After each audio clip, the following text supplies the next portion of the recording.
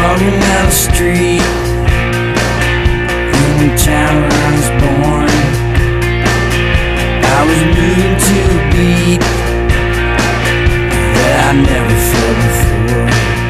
I just want to thank you all for coming out tonight to hear Mark Steele.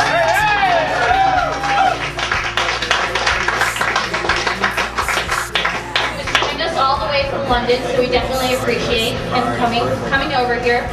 For people who don't know, Mark Steele has just written an excellent book called Vive la Revolution.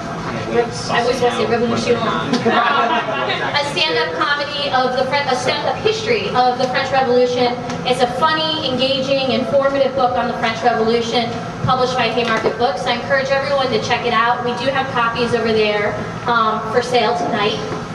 Mark is here. He's also going to be speaking in Chicago this weekend at a conference called Socialism 2007. Socialism. And I'm going to turn it over to Mark. Thank you.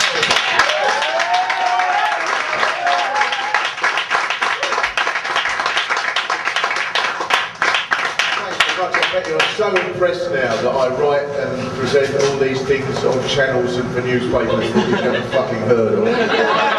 They're thousands of years, miles, thousands of years away and so everything. Well, this is so strange in so many ways. I'm not, why do I need a microphone? It's only a bar. Came in a bar and saw your mates went up to the bar and set up a load of speakers and said, do you want ice with that?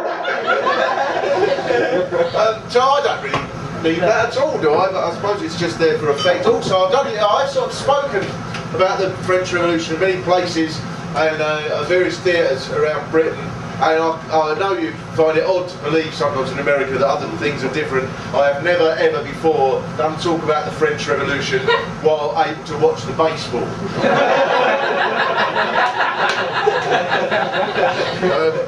So odd in so many ways, odd also because when you're a comic you quite often sort of come on and look in the front row and think there's one or two people there that might be trouble.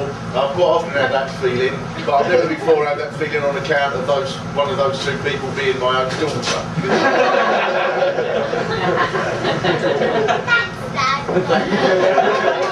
I fear as time rolls on this evening is likely to upstage me a number of times.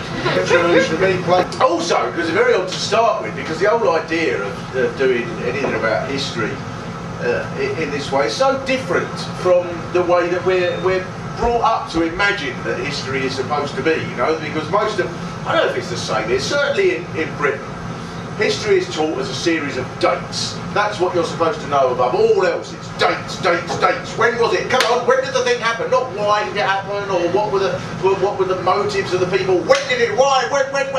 What was the date?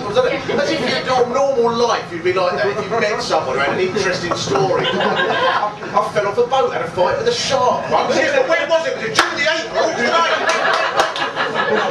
Dates. And in Britain, the first thing when you go to school when you're 5 years old, the first thing they want to know about history, come on, history, dates. When was the Battle of Hastings? That's the first thing we get taught. Want to know about history? When was the Battle of Hastings? And the amazing thing is, I bet even in 1071 people couldn't remember. I bet they'd go, oh, it can't be 5 years ago. I suppose it must be, because it was 1067 when King got leprosy. It must be. Sort of almost a conspiracy, I think, a global conspiracy. I don't generally agree with them, but there seems to be one that we don't want anybody young to know anything. Even this whole sort of attitude, I think it is, I get the impression it is the same. Even about the music, you know, you get this stuff now about the teenagers and the music they listen to, it makes them violent because it's the rap As if music about violence can make people violent. If that's true, what impact must Tchaikovsky have had then, with his 1812 overture? Then the whole of Europe must have been, like the 19th century must have been awash with drive-by cannon. Russian motherfucker!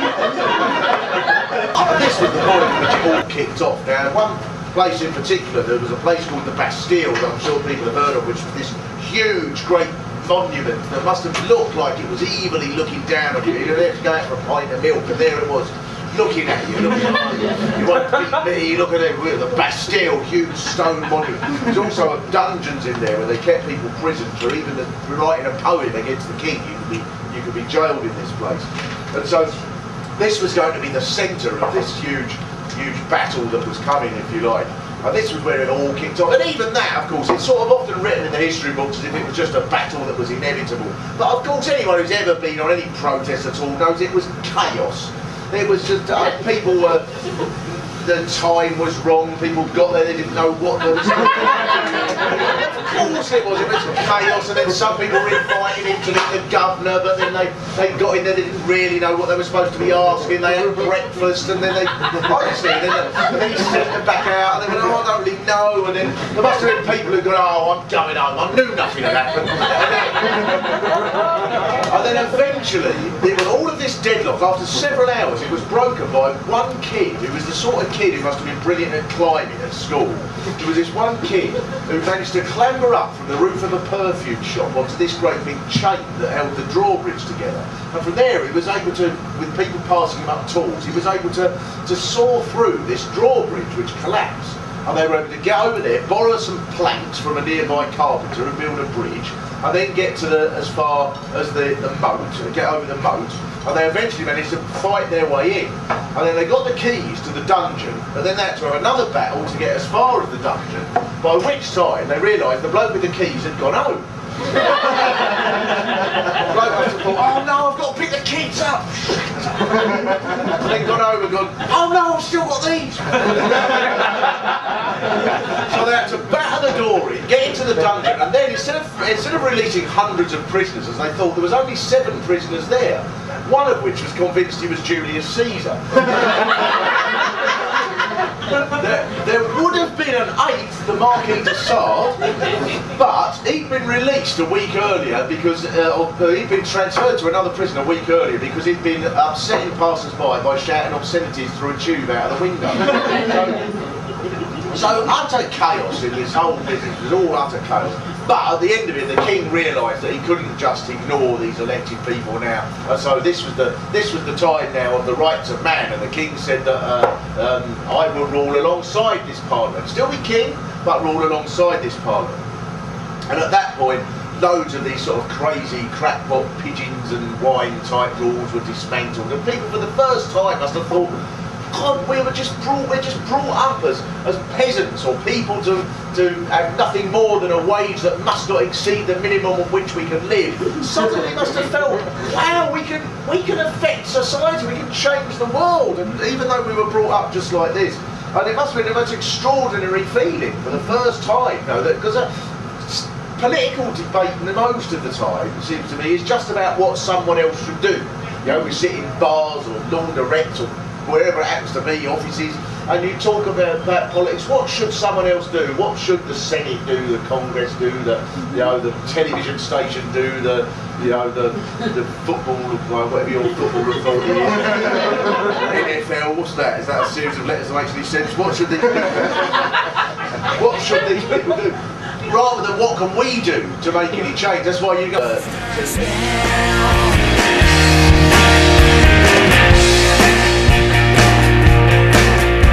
Revolution starts now.